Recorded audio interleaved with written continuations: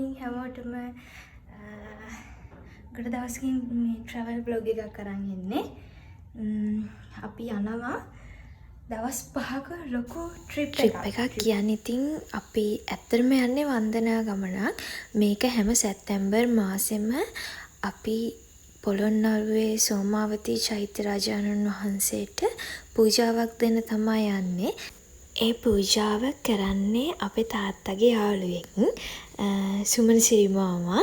ඉතින් සුමනසිරි මාමත් එක්ක අපි හැම අවුරුද්දෙම සැප්තැම්බර් මාසේ අනිවාර්යෙන්ම ඒ පූජාවට යනවා. කොහේ යන්න ගියත් කැන්ඩෝස් එක ගාවින් ගියොත් එහෙම අනිවාර්යෙන්ම මේ අයිස් කොෆි එක නම් මට බොන්නම ඕනේ. ඉතින් තාත්තටත් දඩයක් දාලා ඒකෙත් රස බල අපි දැන් මේ මාකුඹුරෙන් හයිවේ එකට දාලා යන ගමන් තමයි ඉන්නේ. එහෙනම් ඉස්සරහට අපි හම්බෙමු. මාප්පා. තිබෙනේ. තිබෙන්නේ නැත්තම් ඊයේ උදේවත් වන මොනවා හරි හදනවනේ. මොනවා හදන්න දානේ. මොනවා හදන්න දානොත් එලාවට වන රොටි හරි හුච්චන්න තිබ්බානේ. ගොඩ කාලෙකින් දැක්කේ. ඉතින් මේ ඉන්නේ අපේ ලොකු අම්මයි අක්කයි මහප්පයි. ඒ කියන්නේ මගේ අම්මගේ ලොකු අක්කා. අම්මට තව අක්ක කෙනෙක් ඉන්නවා. එයා ඉන්නේ හොබ්බරකඩ. ලොකු අම්මා ඉන්නේ වේයන්ගොඩ. අපි ඒගොල්ලන්ටත් මගට එන්න කියලා අම්මා හදපු කෑම වගේකුත් තිබිලා ඒවත් ඒගොල්ලන්ට දීලා අපි දැන් ආයේ අපේ ගමන පිටත් වුණා.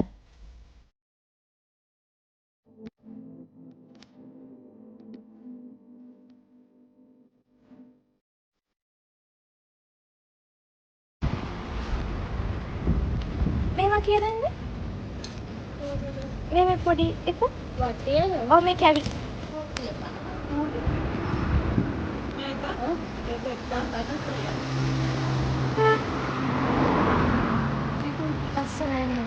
මේ කියන්නේ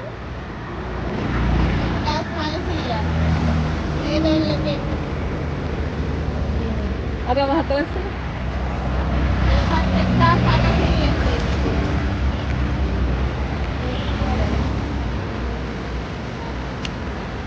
මේ පොඩි සයිකල් මේක පොඩි මේක 1 hour yourself. අපි දැන් 3 දෙනාම මේ දවල්ට කන්න හදන්නේ. ඉතින් අපේ අම්මා බටු මූජියෝ හදලා පොලොස් ඇඹුලක් හදලා තව පපඩම් තියෙනවා, අලකිරි හොද්දක් තියෙනවා. මෙතන තව විශේෂ දෙයක් තියෙනවා මාළු මිරිස් පිරවුම. ඉතින් මේක හදන්න හරිම ලේසි. මේ මාළු මිරිස් පිරවුම ඇතුලේ ටෙම්පරාදුවක් තියෙන්නේ. ලුණු උඹල කඩ හිම දාලා හදපු රස ටෙම්පරාදු එක. ඒ ටෙම්පරාදු එක මාළු මිරිස් එක ඇතුළට පුරවලා ඊට පස්සේ ඒක කිරි වලින් හදලා තමයි ගන්නෙ. මම අනිවාර්යයෙන්ම ඔයගලන්ට ඒක රෙසිපි එක අරන් එන්න. දැන් අපි ආයේ අපේ ගමන පිටත් වෙනවා. චූටිය දැන් ඕනේ.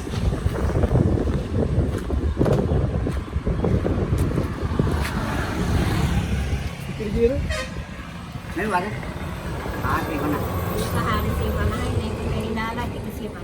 පැණි දාලා 150යි.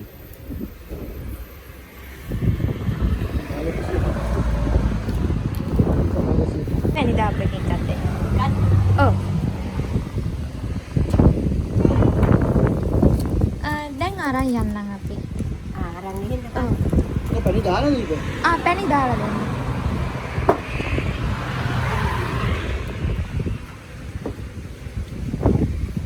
පැණි දාලා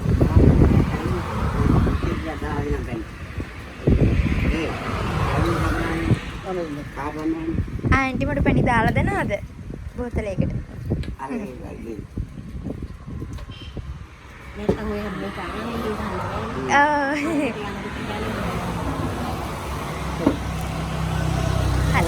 බොහොම ස්තුතියි. අවසානයේ අපි 3 දෙනාම දැන් අනුරාධපුර පූජා නගරයට ඇවිල්ලා ඉන්නේ. ඉතින් මේ පරිසරය දැක්කහම හිතට පුදුම සැහැල්ලුවක් වගේම වෙනම ලෝකයක ජීවත් වෙනවා වගේ හැඟීමකුත් තියෙනවා. හැමදේම අමතක වෙලා හරි සතුටින් ඉන්නවා වගේ තමයි දැනෙන්නේ. දැන් අපි 3 දෙනාම ඉන්න තැනට ඇවිල්ලා මේ ලෑස්ති වෙලා රුවන්වැලි මහා සෑයයි ශ්‍රී මහා බෝධියයි වඳින්න යනවා.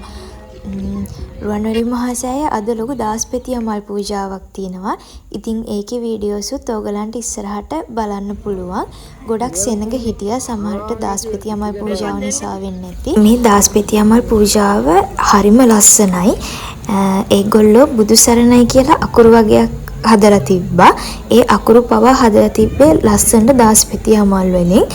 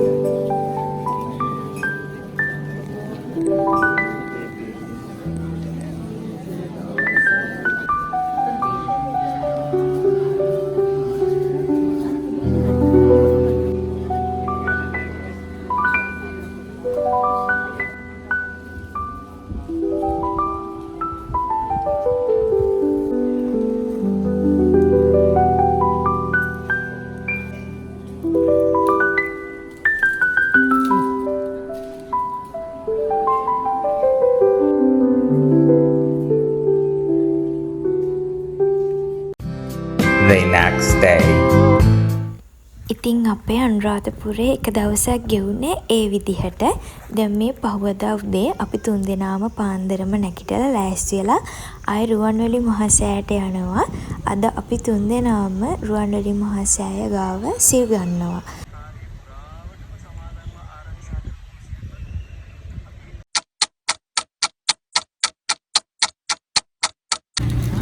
සිල් අරගෙන ඉවර වෙලා දැන් මේ අපි තුන්දෙනාම ආපහු ඉන්න තැනට යන්න හදන්නේ.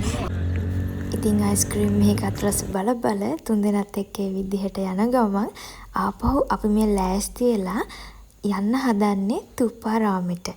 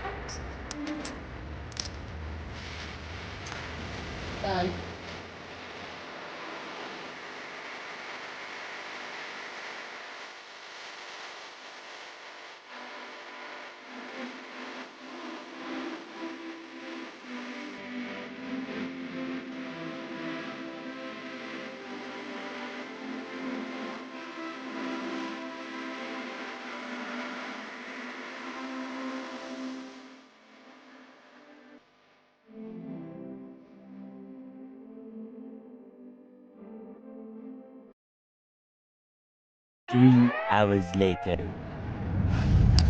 ඉතින් මේ හවස 5ට විතර අපි දවල්ටත් කාලා ටිකක් නිදාගෙන දැන් මේ හවස ආපහු සුමනසිරි මාමලත් ආවම එයාලත් එක්ක ආපහු පිටත් වුණා රුවන්වැලි මහා සෑයටයි ශ්‍රී මහා බෝධියටයි යන්න. අපි කලින් දවසේ ආවා. ඉතින් ඒ ආවේ අපේ පූජාවක් එහෙම දෙන්න තිබ්බ නිසායි අපිට සිල් ගන්න තියෙන නිසා ඒක අපේ අම්මා වෙලා තිබ්බ බාරයක්. ඉතින් කට්ටියත් එක්ක ආවහම ඒව කරන්න ගියාම යාරටත් අපහසු නිසා අපි කලින් දවසේ ඇවිල්ලා ඒ බාරේ ඔප්පු කරන්න ලෑස්ති කරගත්තා. දැන් එයාලත් එක්කත් අපි ආපහු රුවන්වැලි මහා සෑයටයි ශ්‍රී මහා බෝධියටයි යනවා. අපි ආයේ හෙට උදේ කිරිපිටි පූජා කරන්න එනවා. ඊට පස්සේ අපි කිරිපිටි පූජා කරලා ආපහු පොළොන්නරුවට පිටත් වෙනවා.